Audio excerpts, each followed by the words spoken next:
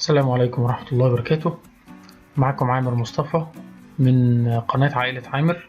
إن شاء الله معنا النهاردة مع فيديو عن سمك اسمه سمك الجوبي أو الجابي. أنا اشتريت الذكر والأنثى اللي انتوا شايفينهم قدامكم دول، واشتريت لهم حضانة وحطيتهم في الحوض السمك اللي عندي، وفي انتظار حاليا إن هما يقوموا بعملية الولادة. طبعا سمك الجابي ده من السمك الولاد، وهو عبارة عن إن الأنثى بتبقى حامل في بيض، والذكر بيلقح البيض ده في بطنها لغاية ما البيض يفقس. طبعا ده الفرق بين الذكر والأنثى، ده الذكر اللي هو ديله وفيه ألوان كتير، والأنثى اللي هي بطنها كبيرة. بيلقح البيض جوه بطن الأنثى لغاية ما هنشوف دلوقتي يعني لحظة من لحظات الولادة اهو، ما شاء الله. طبعا هي بتولد في حدود مثلا من 30 ل40 50 70، يعني ايه، يعني ارزاق بقى. دي لحظة من لحظات الولادة، سبحان الله. فهي بتولد السمك حي مباشرة، والسمك مجرد ما بينزل بيبتدي ياكل.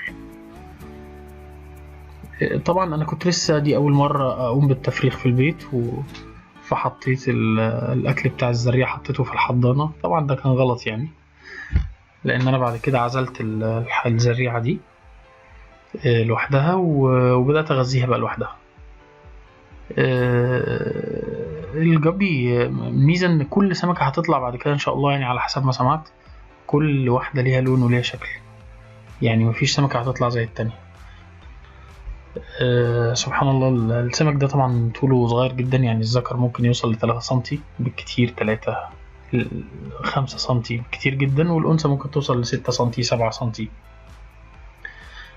طبعا الحوض عندي فيه كل الإمكانيات، يعني فيه الفلتر وفيه سخان وفيه لمبة مضيئة كده.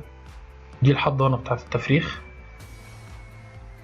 طبعا بعد ما قعدوا يولدوا شوية في الحوض، اكتشفت ان في زريعة بتهرب من الحوض من الفتحات الصغيرة اللي تحت دي، فعزلتهم في كروانة. وادي ده شكل الزريعة في نفس اليوم. طبعا انا عملت يعني حاجة زي اختبار كده، لان انا كنت لسه اول مرة. ده شكل الزريعة بعد 3 ايام. المهم انا عملت ايه، انا حطيت جزء في الكروانة اللي انتوا شايفينها دي، وجزء حطيته في بولة بلاستيك، وحطيت البولة دي جوه الحوض وحطيت فيها اكسجين، تمام. وحطيت جزء من الزريعة فيها وجزء من الزريعة هناك في الكروانة. طبعا البولة دي حطيتها جوه الحوض عشان الحوض فيه سخان، فالبولة والمية اللي جواها تاخد حرارة الحوض، اللي هي الحرارة في حدود من 25 ل 28.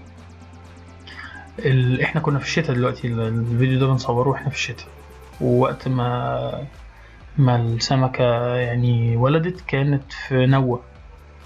فاختبرت شوية الزريعة اللي انا حطيتهم في الكروانة من غير سخان ومن غير اكسجين هيعيشوا ولا لا، وهم فعلا عاشوا لمدة 4 أو 5 ايام، وبعد كده انا نقلتهم تاني للبولة وبقى كلهم في البولة. طبعا النهاردة انا بصور لكم بعد 10 ايام من العملية دي. بدأت احط لهم دود وبدأت احط لهم علف، يعني قعدت طول الاسبوع. انا الصراحة كنت باكلهم اكل الزريعة اللي انا وريته لكم في الصورة، وكنت باكلهم حاجة اسمها انفيزوريا، دي بتتعمل في البيت، وممكن اعمل لكم فيديو بعد كده اوريكم بتتعمل ازاي. المهم دلوقتي بدأ السمك ينتف في الدود كده ويحاول ياكل الدود، وفي الاخر كله كله عشان تبقوا عارفين. يعني كل واحدة بتاخد قطمة صغننة على قدها، بس الدود بيفرق جدا الحي في الايه، في النمو وفي الالوان وفي الكلام من ده. اللي حضراتكم شايفينه ده بعد 10 ايام، اللي هو النهارده. طبعا سبحان الله، تأمل الزريعة وهي بتاكل الدود وهي صغيرة كده حاجة رائعة يعني. دي البولة. طبعا البولة انا محافظ على نظافتها، يعني في كل 4-5 ايام بغير ميتها خالص، يعني ممكن اجيب لكم مرة. دي بقى زريعة من الزريعة اللي هربت من الحضانة جوه الحوض. في عندي حوالي 2 أو 3 أو اكتر من كده، واضح ان هم اتاكلوا معظمهم، فضل منهم 2 أو 3 عايمين بقى في الحوض، وبدأوا يستخبوا في الديكورات اللي في الحوض.